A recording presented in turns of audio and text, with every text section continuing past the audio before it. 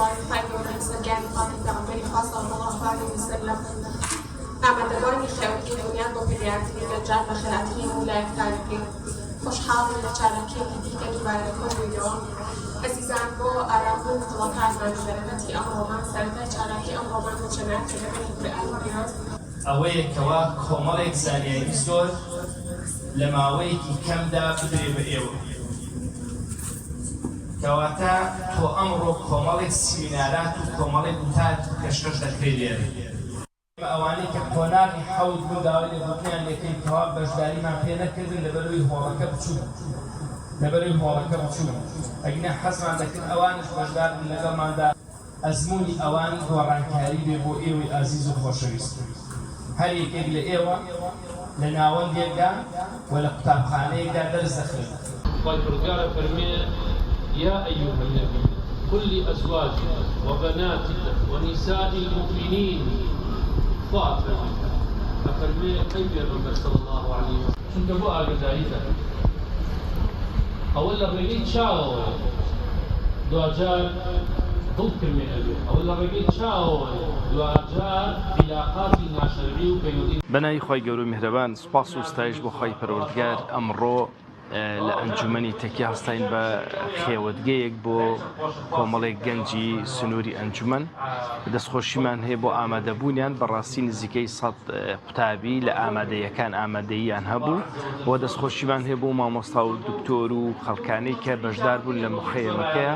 وەکو پێشکەشکردنی بابەت و مێدەوارین ئەمە هەنگاوێک بێ بۆ بەرەو پێشچوونی ئاسی زانست و زانیاری ئەم گەنجانەی هەیە. ئێمە لە ئەنجومەنی تەکێ بەردەوام هەوڵەدەین بۆ پێگەیاندنی گەنجان و هەوڵەدەین بۆ لە خزمەتیان دابین بۆ پەروەردەکردنیان بۆ پێگەیاندن لە ڕووی ئاستی زانست و زانیاری. بسم الله الرحمن الرحیم. ئامانجمان لەم مخەیەمانەکە کۆمەڵە محاضراتی تیادرێ ڕازیبوونی خۆی پروردگارە پاشان پاراستنی ئەم کۆمەڵگەیەمانە لە ئینحراف ئەوە پاراستنی لاوەکانمانە لە گوناه و لە تاوان و ئاستی بەرزکردنەوەی ئاسی سەقافە و ڕۆشنبیری لاوەکانمانە کە سوپاس بەخوای پروردگار پیانەوە دیارە ساڵانێکە کە ئەلحەمدوللا ئەم مەڵبەندەی ئێمە ئەنجومەنەکان و ناوەندەکان کە خزمەتەکەن بەڕاستی منوە بۆ 25 ساڵە کە بێ سوپاس بەخوای پروردگار خی گەورە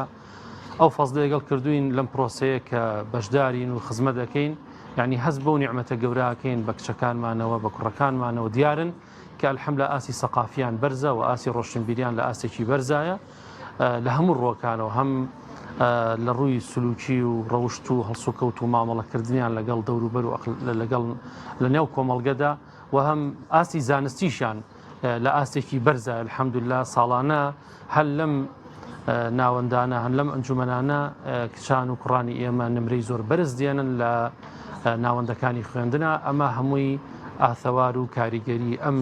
دەوراتانەیە ئێمە سوپاسی خۆی پروردگاری لەسەرەکەین و سوپاسی کە سوکاریشانەکەین و سوپاسی خۆشیانەکەین کە ئەومتمانیانیان هێر بە ئێمە و ئێمەش داواکاری نەخوای پروردگار خی گەورە لێمان قبوڵکە. بەناوی خۆی بەخشندە و میهرەبان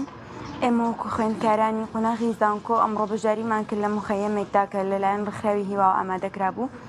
بەڕاستی زۆر سوپاسی بەڕێزیانەکەین بۆ ئامادەکردنی ئەم جۆرە لە مخەیەم و چالاکیانە بۆ خوێندکاران بە تایبەتی بۆ قۆناغی ئامادەی و قۆناغی زانکۆ و خوێندکارە کچەکان بوو ئەم جۆرە کۆبوونەوەیە. ئیشەڵڵا هیوادارین کە سوودێکی زۆر باش بگەێنین بە هەموو لایەک و هەموو خوێندکاران سوودی لێ ببینن. بەڕاستی ئەم جۆرە چالاکیانە زۆر گرنگە بە تایبەتی بۆ چینی گەنجان و لاوان تێیدا کە خوێندکاران بێکەوە کۆ بنەوە و بۆ گەشەستەندن و بەرەو پێشبردنی باری کۆمەڵایەتی و یەکتر ناسین و یەکتربینینی تەلەڤەکان زۆر گرنگە و هەروەها بۆ وەرگرتنی سوود و زانیاریەکی زۆر لە کاتێکی کەمە زۆر گرنگە کە ئەگەر بێت و ئەم شتانە لە زوو ڕێک بخرێت و بە شێوازێکی گونجاو بۆ خوێندکاران ئامادە بکرێ بەڕاستی سوودێکی زۆری لێبین. ئەمڕۆ بەشداریمان کرد لە مخەیەمە کە نزیکەی 100 لەبەیە زیاتر بەشداری تیا ئاکەن چەند کۆڕ و سیمینارێکمان بۆ ئامادەکراوە لەلایەن کۆمەڵێک مامۆسای و تاربێژی بە ئەزمونۆ ئەمڕۆ بەڕێەکەین دوایەوەی فێری کۆمەڵێک علم و زانیاریە بێ. ڕاستی زۆر گرنگە زیاتر پەرەبەن سیمینارانە بدرێت چونکە ڕۆژی ئێستەی کوردستان و جیهان لە ڕووی ئاینەوە بەڕاستی ئەتوانم بڵێم تا ڕادەیەک فەرامۆش کراوە. ئەم کۆڕ و سیمینارانە گەنجان والەیەکە ئاستی عیلمیان و ئاستی دینیان بەرەو پێش